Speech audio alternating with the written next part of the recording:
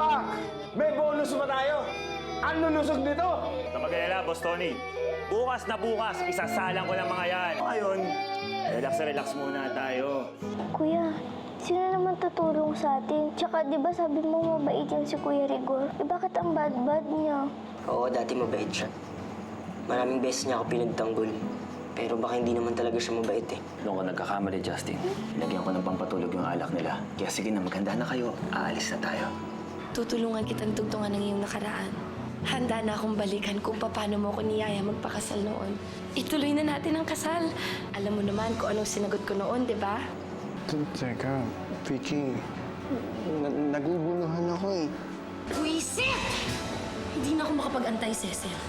Kulang na lang kaladkarin ko si Froilan para lang pakasalan niya ako.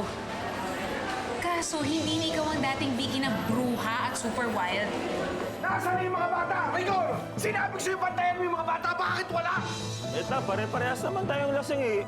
Ibalik yung bata dito!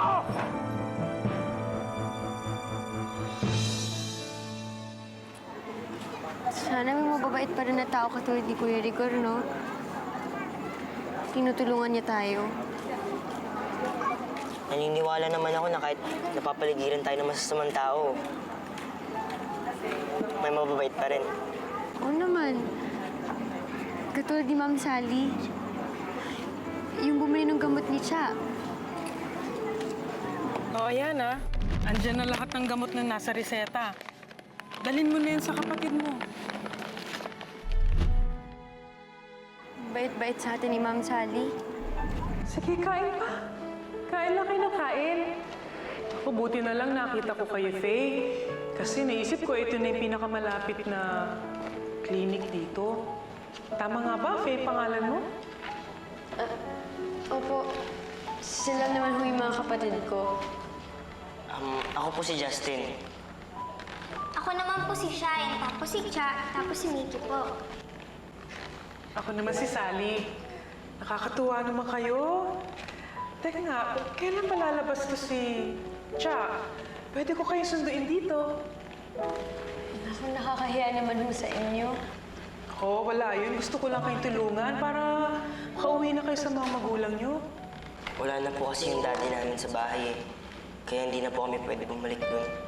Naku, kung ganun, dapat tulungan ko kayong i-turn over sa DSWD. Kasi naman baka palaboy-laboy lang kayo. Ayaw ho namin magkahiwa-hiwalay eh. Salamat na lang po. Eh ate, pwede naman tayo pumunta kay Lola Lagring. Nice naman siya, di ba?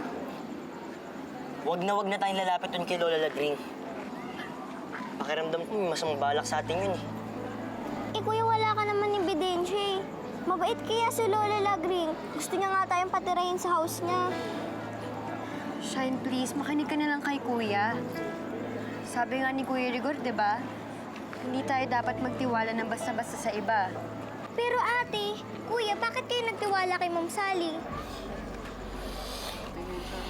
Kuya, ate, kanina patingin ang tingin yung lalaki niyo sa atin. Tara na, basta tayo dito. Tara. Dalihan nyo! Dalihan mo, kuya! Takbo! Mickey, run faster, Mickey!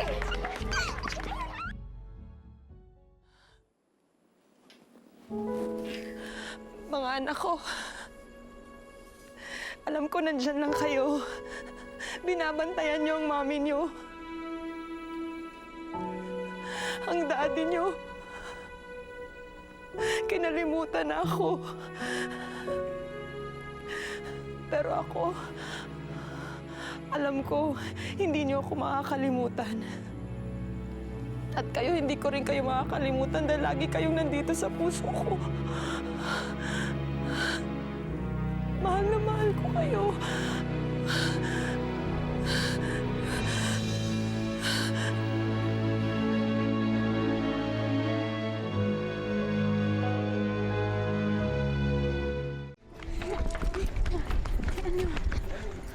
Go, Shine. Sumapa din tayo dito. Tara, tingnan. Go. Dali nyo. Faye, dali.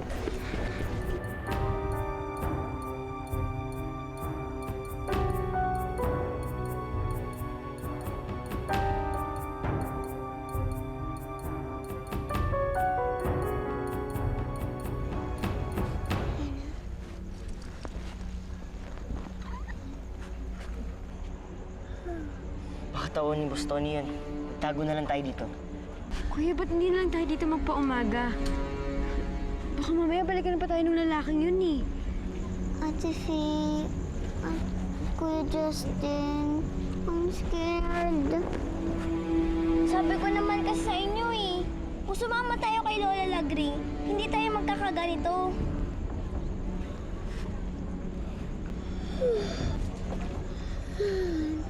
Ate Faye, can we pray na para we will sleep na?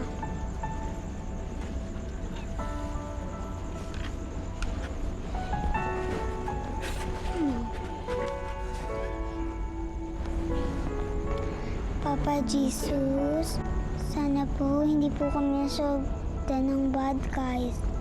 Alam po naman na nasa heaven na po si Mommy. I'm sure nakikita niya po kami at poprotektahan niya po kami. Mommy's like one of those stars. She's always watching us.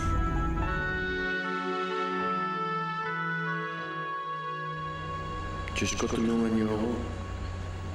Makiramdam ko, laki ng kulang dito sa loob ko eh. Sana isang araw maging buulit ako. Para naman maibigay ko rin ng buo ang sarili ko kay Vicky. Hindi ako pwedeng umasa sa nararamdaman mo, Froilan. Dahil kaya magaling ka na o hindi, pakakasalan mo ko. Shine, ikaw ang nakakatanda kaya dapat ikaw yung mag-alaga sa dalawa. Hanap lang kami ng pagkain ni Ate Faye. Okay. Shine, ha? Wag na wag mong kakalimutan yung mga binili namin sa'yo. Hindi kayo pwedeng basta-basta lumapit sa mga taong hindi niyo mapagkakatiwalaan, okay? Fine. Tara na. Kayo, huwag malikot ha. Okay?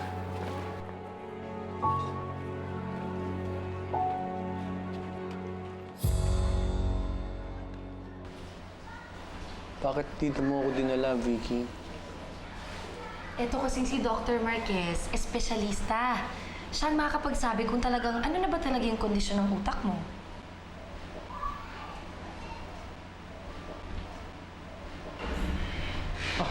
Kayo pala. Para siya eh.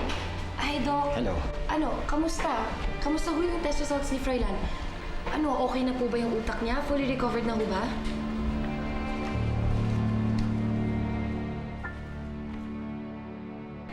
Maraming nagkaka-interes sa mga batang yon. Pero sa iyo ko sila tinuro, ha? Kaya kailangan, doble-doble bayad mo sa akin. Mahirap eh. Mailap ang mga yon. Pero huwag kang mag-alala, mahuhuli din yon sa tulong ko. Tama na ba yan? Talagay ko.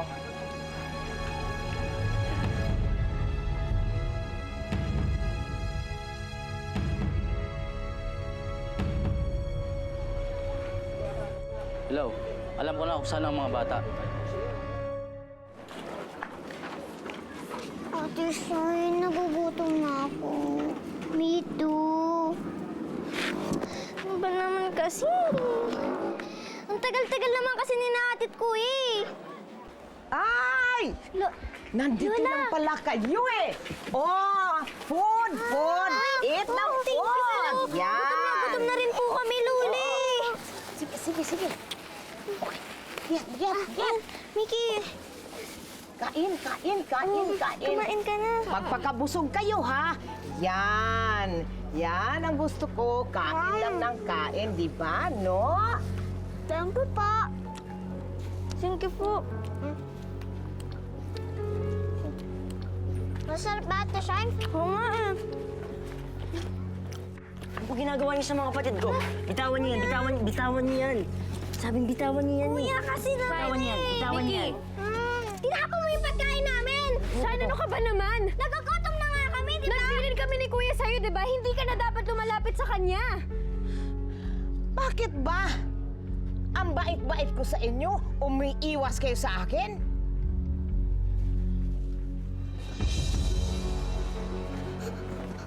Kuya, ate, di ba siya yung lalaking humabol sa ating kagabi? Tara, takbo na, tara. Tignan mo, Mickey! Dito tayo. Bitawan niyo kami! Bitawan niyo kami! Ba? Hindi kami sasama sa inyo!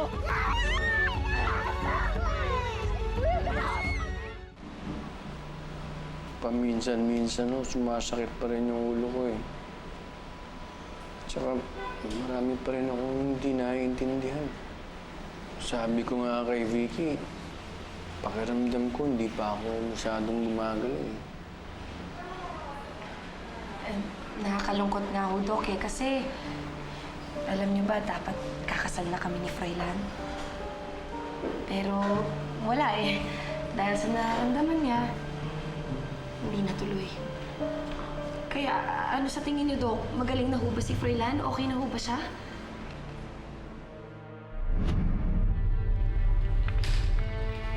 Ayan. Malaking halaga na yan para sa pagpapanggap mo. Ano bang gusto niyong gawin ko? Simple lang. Una, magpapanggap kang doktor. Pangalawa, at ito ang mas mahalaga, sabihin mo kay Froilan na magaling na siya. At wala nang dahilan para hindi siya maging handa para sa pagpapakasal namin. Yes, ma'am. Gagawin ko. Mr. Santos, according to sa mga test na ginawa ko, magaling na kayo. Your brain is already functioning normally. That's why you are here. You're learning so fast. Naku, Froilan, sabi ko naman sa'yo eh. Sabi ko, diba magaling ka na? Ay, Doc, matutulungan niyo ba kami? Kasi kailangan na talaga mag-submit ng affidavit na magaling na talaga to si Froilan. Okay na ulit yung utak niya. Alam mo na, dahil sa kondisyon niya, kailangan ko yun para makasecure ako ng marriage permit. By all means, yes. Ako na rin magpapatunay na magaling na si Froilan. Na wala na yung sak niya sa pag-iisip at utak. Congratulations sa inyong dalawa. Ay, thank you, Doc. Thank you so much. In advance, congratulations.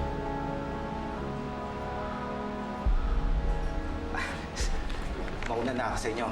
Ayusin ko pa yung mga certificate na dapat kong ayusin. Sige. Salamat. Okay. Hoy! Hoy! Ano ba? Sandali lang! Ano ba to? Ma'am Sally? Ano pong ginagawa niyo dito? Pati ba naman ho kayo? May masamang balak sa amin?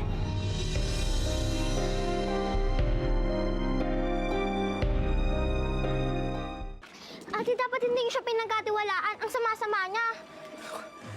Hindi ako masamang tao, ha? Gusto ko lang kayong tulungan. Eh, sino po yung mga yan? Mga kakuntsaba niyo po yan eh. Hindi. Napilitan lang akong pahanap kayo sa private investigator kasi nung binalikan ko kayo sa ospital, wala na kayo. Eh, sobrang nag-aalala lang naman ako. Pasensya na kayo sa amin kagabi kung natakot kayo. Bigla kasi kayo nagtatakbo. Kaya di kagad ako napagpakilala sa inyo. Sige. Iwan niyo muna kami dito, ha? Gusto ko lang makausap ang mga bata. Sige na. Let's go. Hindi na kayo mawala sa isip ko simula nung puntahan ko kayo sa ospital, eh. Alalang-alala ako sa inyo na baka naman napahamak na kayo. Kaya naman sana, hayaan niyo naman ako tulungan kayo. Ma'am Sally, pasensya na po Pero hindi po talaga kami papayag na sumama sa DSWD. Kung kaya ko lang nakunin kayong lahat, yun ang plano ko. Ang liit ng bahay ko, hindi tayo kakasya. Ang iniisip ko ngayon, itong si Cha, tsaka si Mickey. Kawawa naman sila, oh. Napakaliit pa para magdusa ng ganito. Alam nyo, pwede ko silang kupkupin para naman hindi na sila mahirapan.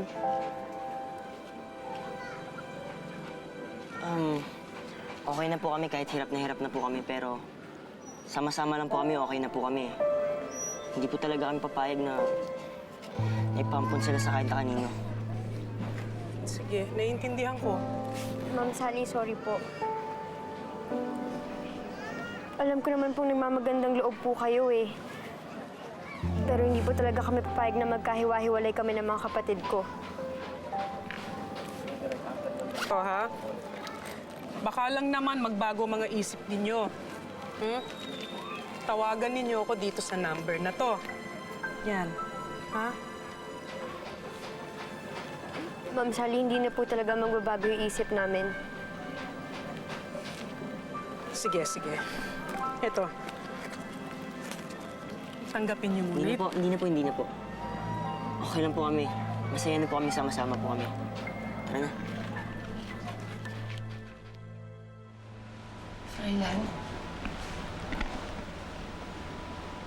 Ano bang problema? Yung doktor na mismo nagsabi na magaling ka na. Na maayos na ang utak mo. Kaya, di ba dapat wala nang dahilan para ipagpaliban natin yung kasal? Pakiramdam ko may kulang pa ako eh. Hindi ko maipaliwanag pero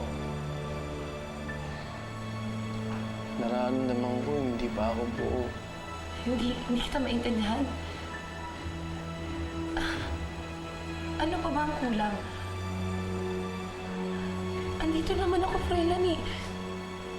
Kaya kong punuan ng kung ano mang pagkukulang ang sinasabi mo. Basta tatandaan mo lang na mahal kita. At mahal na mahal mo rin ako. Diba, Vicky? Naghintay tayo bago ko naramdaman na mahal kita. Sana bumalik na yung pakiramdam na gusto kitang pakasalan. Darating naman yun eh. Kaya lang ngayon, wala pa eh. Hahanapin ko muna yung kulang. Tsaka yung nawawala dito sa loob ko.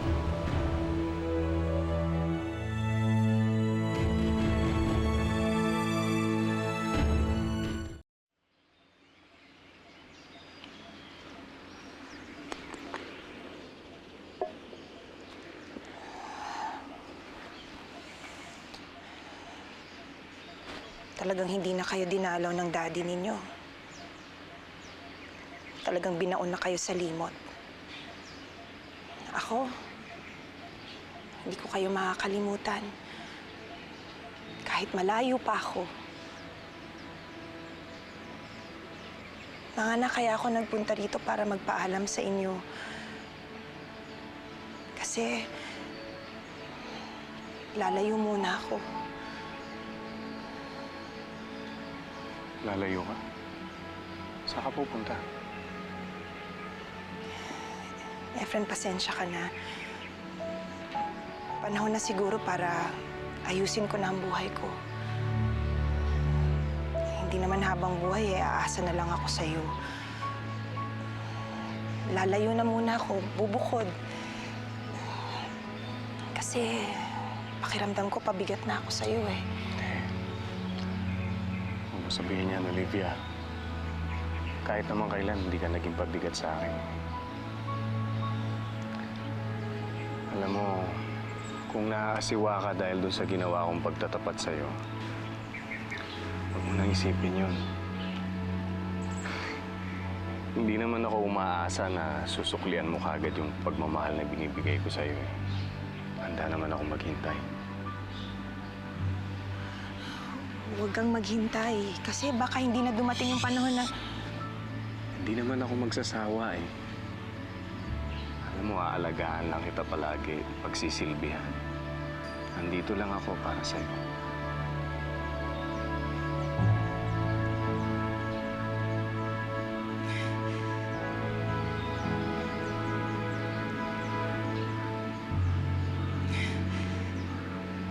Ang mga anak kong kailangan ng pag-aalaga.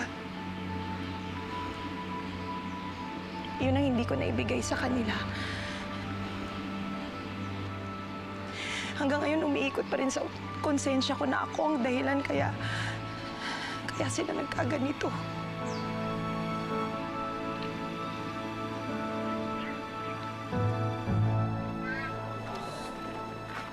Dali. Makinig kayo. Alam ko na kahit wala na dito si Mami, alam ko na yung sasabihin niya. na ayaw niyo mapapahamak tayo, tsaka ayaw niyo magkakahiwalay-hiwalay tayo. Kaya kahit na anong mangyari, huwag tayo sasama sa kahit na kanino. Okay? Walang ilalayo o ipapaampon ng kahit na sino sa atin. We have to be together no matter what happens. Para pag bumalik tayo kay Daddy, kumpleto pa rin tayo. Ibig sabihin, hindi niyo talaga papampon si Nacha at Mickey kay Ma'am Sally? Paano kung nagugutom na sila o magkasakit? Hinding-hindi yan mangyayari, Shine. Kasi kung meron mong mag-aalaga sa kanila, tayo yun. At ikaw naman, Shine, huwag ka nang tatanggap ng pagkain o ng kahit na ano man ang magagaling kay Lola Lagring. Hindi ka na din dapat na lumalapit sa kanya. Kaya nga namin binilin sa'yo si Cha at Mickey dahil we trust you, Shine. But ate, yun naman yung ginawa ko Tinanggap ko yung pagkain galing kay Lola Lagring dahil gutom na kami. Shine! Ano problema doon? Shine, tumahimik ka na lang. Makinig ka na lang sa amin. Kasi kami yung nakakatanda dito. Alam namin kung ano yung mas tama. Kaya please, makinig ka na lang. Palpak naman yung mga tauhan mo, bossing eh. Binigay ko na nga sa inyo yung mga bata. Pagkatapos, nakawala pa. Eh baka napunta na yun doon sa isa kong kontak. Paano yon? Tanda, problema ba yon? Kabisado mo lahat ng sulok ng lugar na to. Kaya pag nakuha mo yung mga bata, balik mo sa akin. Ang lagay eh.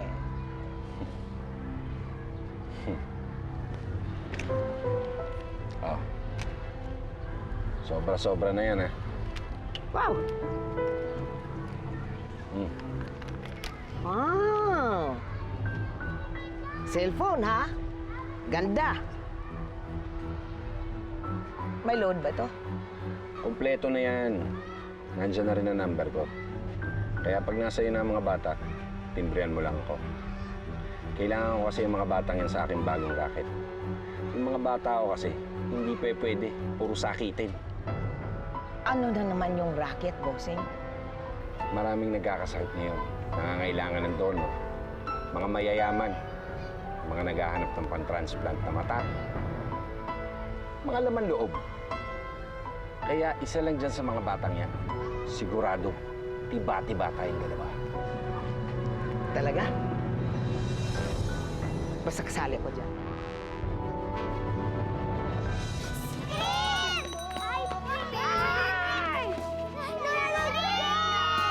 Akong may-ari dito. Nagtitinda na ako ng ice cream. Bibigyan ko kayo libre. Sabi ko na nga po ba, ang bait-bait mo talaga. Ang bitawan niyo yan! Ulit-ulit na lang ba tayo nito? Ate, ano bang nangyayari sa'yo? Binigyan lang naman kami ni Lola ng ice cream Shine, baka may lason yun. Hindi ko alam kung bakit ginagawa niyo to Ang bad-bad niyo, pareho kayo. Shine, bakit ka pa ganyan sumagot, ha? Ano, sasaktan mo na naman ako? Shine, we were just trying to protect you. Bad ninyo, ang selfish niya! Shine, sumusobra ka na! Inaapi ka. Ano kaya ang dapat natin gawin? Pwede lalayas tayo. Po, pero wala po akong mapupuntahan. Aanpunin kita. Tuturing kita na tunay kitang apo. Ate Shine! Wala siya dito? Ate, what's this? Kuya, may letter para sa atin si Shine.